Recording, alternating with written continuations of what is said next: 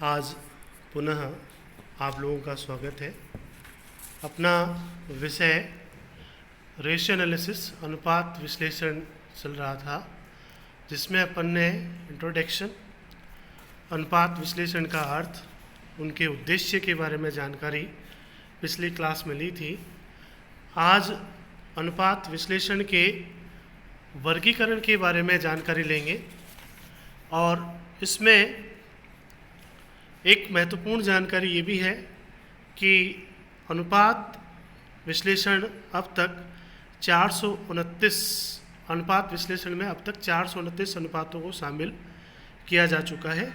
Spencer trucker PE ने अपनी पुस्तक successful managerial control by ratio analysis में 429 अनुपातों का वर्णन किया है। अभी भी इनमें बहुत सी खोज चल रही है। अनुपातों को वैसे 3 भागों में विभक्त किया जा सकता है, जिसको संरचनात्मक वर्गीकरण के नाम से जानते हैं। पहला है चिट्ठा अनुपात, जिनमें दोनों मदें चिट्ठे से संबंधित होती हैं। दूसरा है लाभ हानि खाता अनुपात, जिसमें दोनों मदें लाभ हानि खाता से संबंधित होती हैं। और तीसरा है अंतः विवरण अनुपात, जिसमें एक मद लाभ हानि खाते से और दूसरी मद चिट्ठे से संबंधित होती है। तो अनुपात वास्तव में 2 संख्याओं का आपस में संबंध स्थापित करने का तरीका है। तो चिट्ठा अनुपात में दोनों मदें चिट्ठे से होती है, लाभ हानि में दोनों मदें लाभ हानि खाते से होती है, और अंतः विवरण अनुपात में दोनों मदें जो है एक चिट्ठे से और एक लाभ हानि खाते से होती है।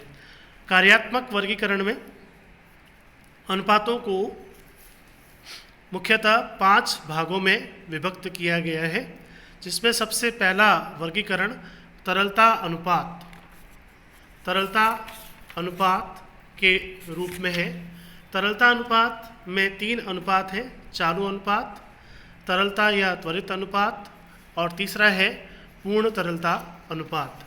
तो इस तरह से तरलता अनुपात, त्वरित अनुपात और पूर्ण तरलता अनुपात को समझने से पूर्व हमें यह पता होना चाहिए कि इनमें कौन कौन सी मदों को शामिल किया जाता है। वैसे सूत्र के रूप में देखा जाए तो चालू अनुपात का अर्थ होता है current assets upon current liabilities. Current assets की कुछ मदों का उदाहरण आपके सामने प्रस्तुत है। चालू अनुपात में जिन मदों का उपयोग किया जाता है, जिसमें चालू दायित्व और चालू संपत्तियां प्रमुख हैं। तो चालू संपत्तियां यानी कि करंट एसेट्स जो है वो कौन कौन सी हैं, जिनका नाम इस प्रकार से है: रोकड़ या cash and cash equivalents, trades receivable, व्यापारिक देय या जो भी आपके देनदार होते हैं वो है, स्कंद है, अल्पकालीन विनियोग है, अर्जित आय है, एक्रूड इनकम, पूर्वदत्त खर्चे हैं, अल्पकालीन ऋण है, अग्रिम भुगतान है। इसी प्रकार से चालू दायित्व में व्यापारिक देय, ट्रेड पेबल्स है, जिसको आप देय विपत्र के नाम से भी जानते हैं, लेनदार के नाम से भी जानते हैं, और बैंक अधिविकर्स, बैंक ओवरड्राफ्ट, अल्पकालीन ऋण, शॉर्ट टर्म लोन्स, और अदत्त व्यय, आउटस्टैंडिंग एक्सपेंसेस, देय आयकर या वैधानिक बकाया, इनकम टैक्स, वैट आदि जो भी बकाया हो। इसमें ध्यान देने योग्य बात है कि जो इनकम टैक्स पेबल शब्द लिखा हुआ है, इसका मतलब वो निश्चित रूप से करंट ईयर से संबंधित है, उसमें कोई संदेह नहीं है।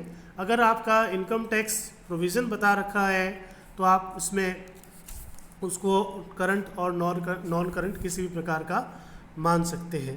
इस तरह से प्रस्तावित लाभांश और न मांगा गया लाभांश, अग्रिम आय, अग्रिम मांगे, परिपक्व दीर्घकालीन ऋण, उधारों पर अर्जित देय ब्याज, इन सब को भी आप चालू दायित्व में शामिल करते हैं।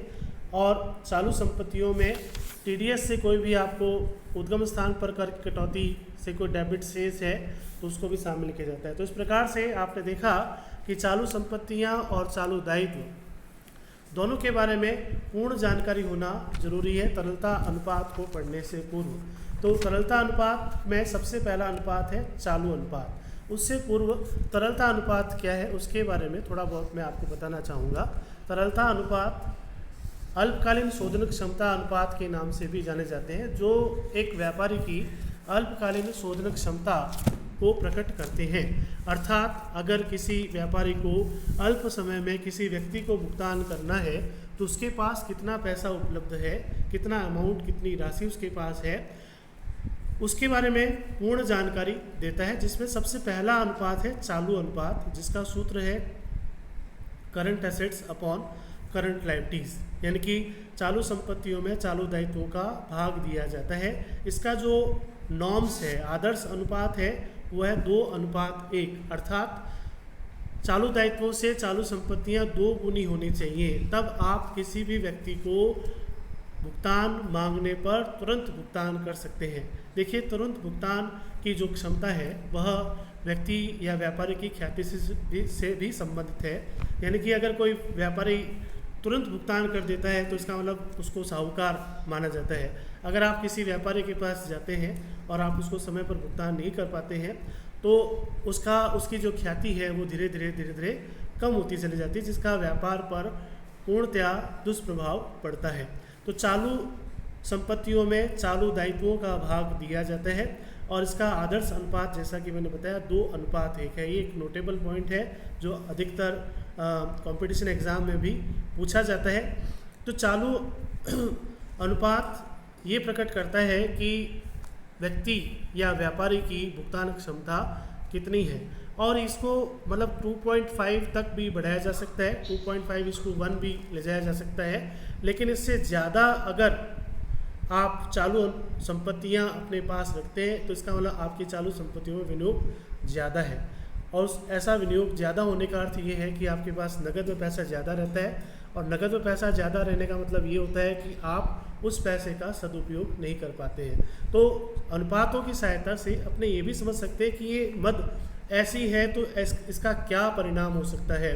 ये मद अगर ज़्यादा है तो इसका क्या परिणाम हो सकता है, और अगर कम है तो क्या परिणाम हो सकता है। जैसे कि मैंने आपको बताया कि अगर आपके पास पैसा कम है, यानी कि मान लीजिए 1:1 है, तो इसका मतलब आपकी भुगतान क्षमता काफ़ी कमज़ोर है। तो इसलिए ये चीज़ काफ़ी महत्वपूर्ण है और इसको बहुत ध्यान से देखना पड़ता है। हर व्यापारी इसको बहुत ध्यान से देख करके रखता है। दूसरा है त्वरित अनुपात या तरलता अनुपात, या आपका क्विक लिक्विडिटी रेशियो या क्विक रेशियो, अम्ल परख अनुपात के नाम से भी इसको पुकारते हैं।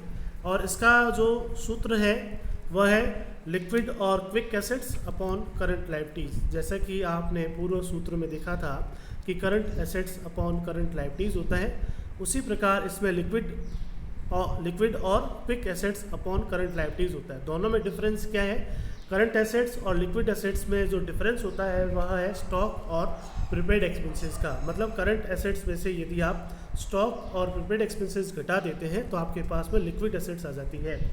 तो ऐसा क्यों करते हैं?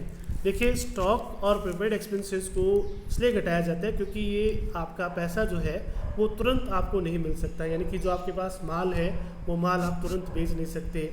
इसी प्रकार से जो प्रीपेड एक्सपेंसेस है वो एक सर्टेन पीरियड से संबंधित होते हैं। जैसे आपने साल भर का भुगतान पहले कर दिया तो आप किसी से पैसा वापस हाथों हाथ नहीं ले सकते, इसलिए इसको घटा दिया जाता है। और करंट लायबिलिटीज़ बिल्कुल सेम रहती हैं।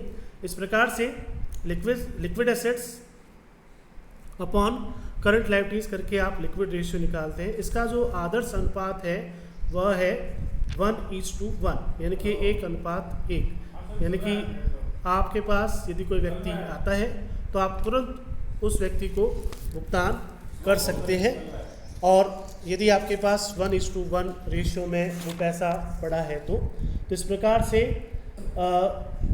जो तरलता अनुपात या लिक्विड रेशियो है, क्विक रेशियो है, काफ़ी इम्पोर्टेंट रेशियो की श्रेणी में आता है, और यह किसी भी व्यापारिक संस्था की शोधन क्षमता को डिसाइड करने में महत्वपूर्ण रोल प्ले करता है। आज के लिए धन्यवाद।